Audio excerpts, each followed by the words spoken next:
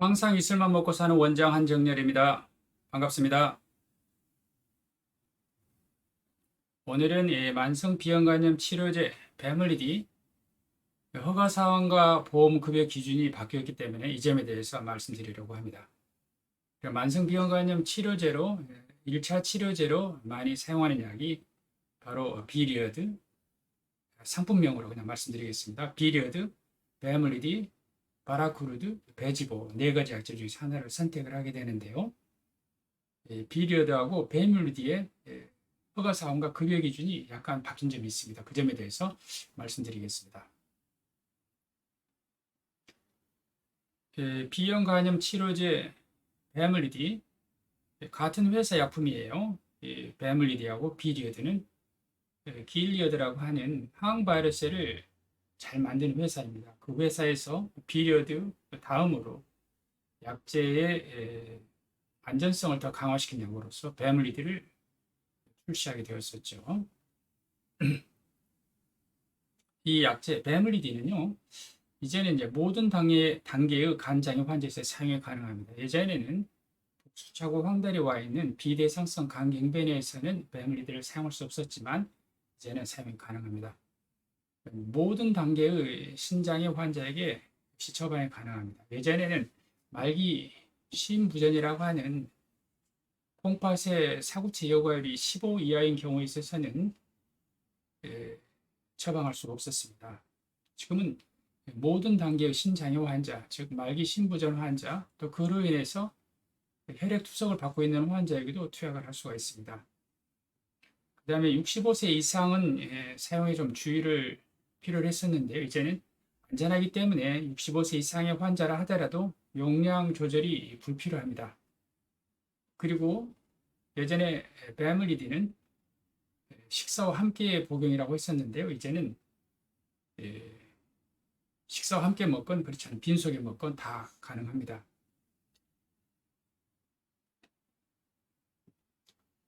만성 비형 간염은 간염의 상태가 있고 간경변인 상태가 있는데요.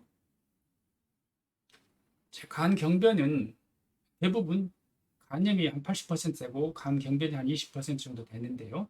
그럼 간경변은 대상성 간경변과 비대상성 간경변으로 나누게 되는데요. 이것은 어떻게 나누냐 그러면 이 밑에 보시면 차일드 분류라는 게 있죠.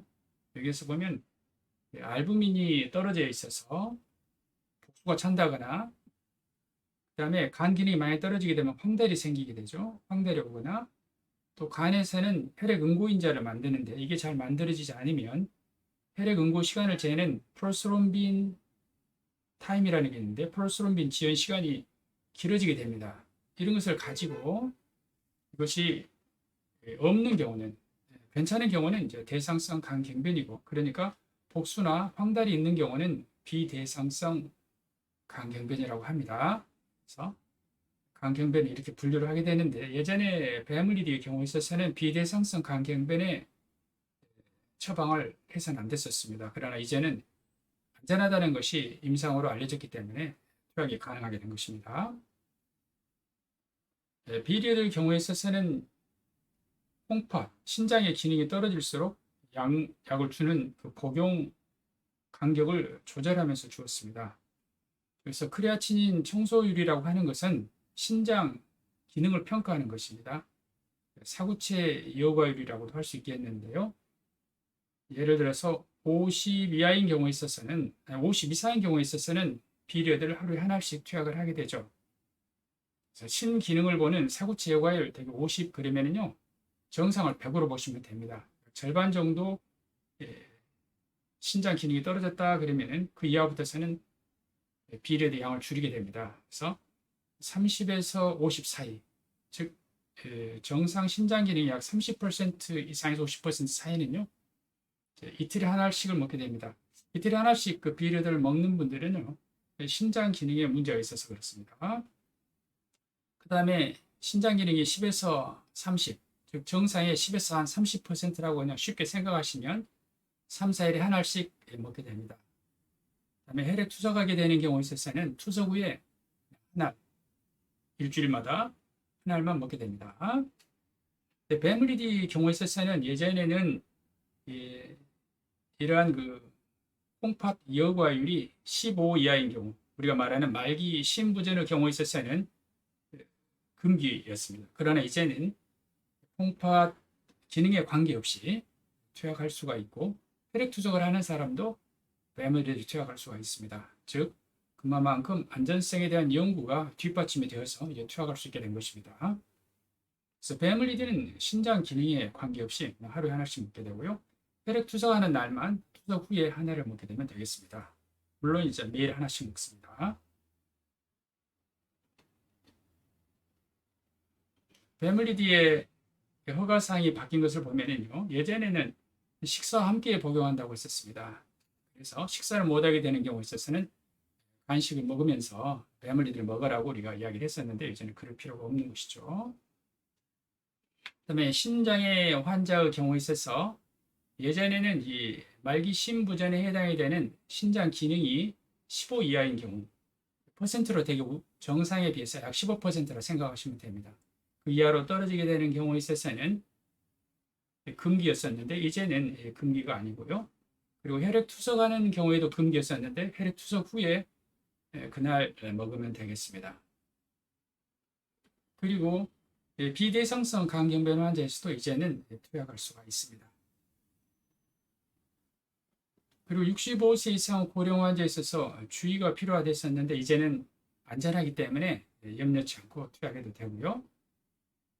말씀드린 것처럼 신장염 환자의 경우에 있어서 사구체 여과율이 15 이하인 말기 심부전에 있어서도 하루 한 알 투약할 수 있고, 혈액 투석하는 환자에게도 투석 후에, 그날은 투석 후에 투약하면 됩니다.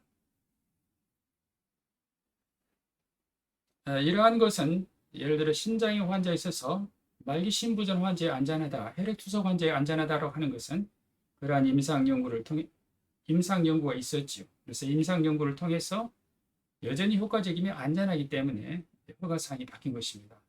마찬가지로 비대성성 간경변 환자에 있어서도 약이 여전히 효과적이면서 안전하기 때문에 비대성성 간경변 환자에게 배멀리디를 투약할 수 있는 것입니다. 그래서 허가사항이 바뀌게 되었습니다.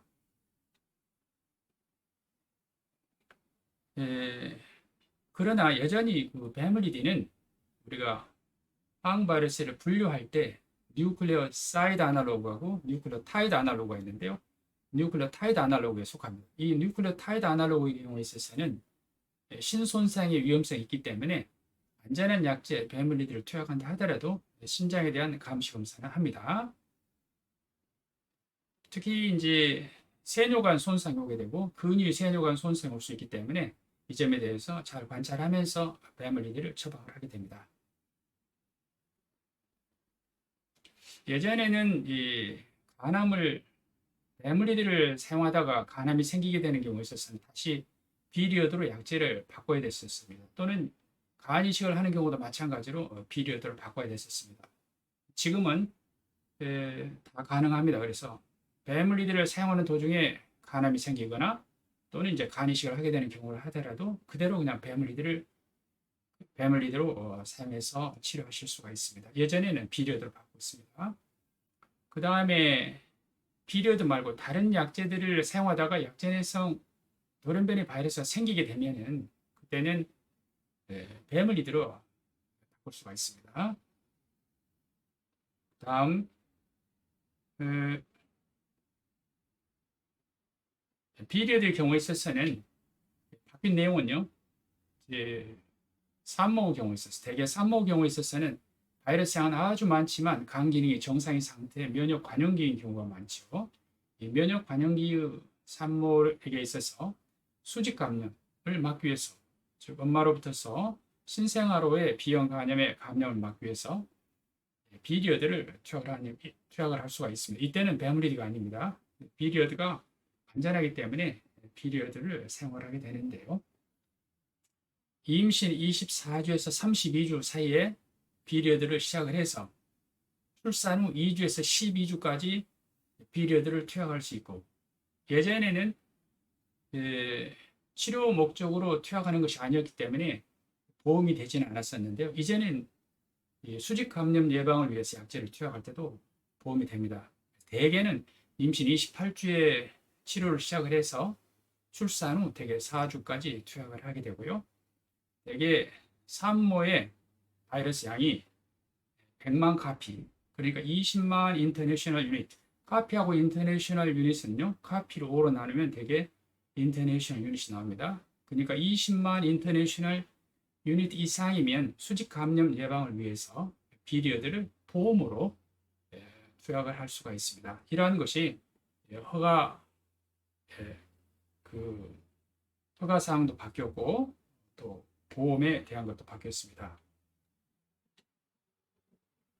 정리해 보면 베물리딘은 예전에 사용할 수 없었던 비대상성 간경변에도 사용할 수가 있습니다. 그런데 주의해야 될 것은 이것은 아직은 보험급여가 되지는 않습니다. 허가사항에만 들어있습니다. 그 다음에 모든 단계의 신장염 환자에게 처방할 수 있습니다. 예전에는 말기 심부전이라 할 수 있는 사구치 예고율 15 이하에서는 투약할 수 없었습니다. 그러나 이제 베물리딘은 전 신장의 모든 단계에서 투약할 수 있으며 혈액 투석하는 환자에게도 투약할 수 있고요.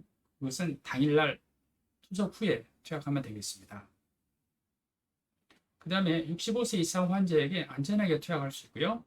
그 다음에 식사와 함께가 아니라 식사와 관계없이 하루에 정해진 시간을 두고 24시간 간격으로 투약하면 되겠습니다. 그 다음에 베물리딘을 투약하는 도중에 간암이 생기거나 간이식을 하게 되었을 때 예전에는 비리어드로 약을 바꾸게 되었는데요. 바꿀 필요 없이 그대로 베물리딘을 사용할 수 있고요. 약제를 사용하다가 약제 내성 돌연변이 바이러스가 생기게 되면 그때 비리어드나 베물리딘으로 바꿀 수 있는데요. 바로 베물리딘으로 바꿀 수도 있습니다. 그 다음에 비리어드의 임신 중 수직 감염 예방을 위한 치료가 보험급여가 되는데요. 임신 24에서 32주 사이에 약제를 시작을 해서 산후 2에서 12주까지 항바이러스를 수직 감염 예방을 위해서 투약할 때 예전에는 보험급여가 되지 않았지만 이제는 보험이 됩니다. 오늘은 만성비형간염 치료제 베물리딘 허가사항 그리고 보험급여가 바뀐 내용에 대해서 말씀을 드렸습니다. 이상입니다. 감사합니다.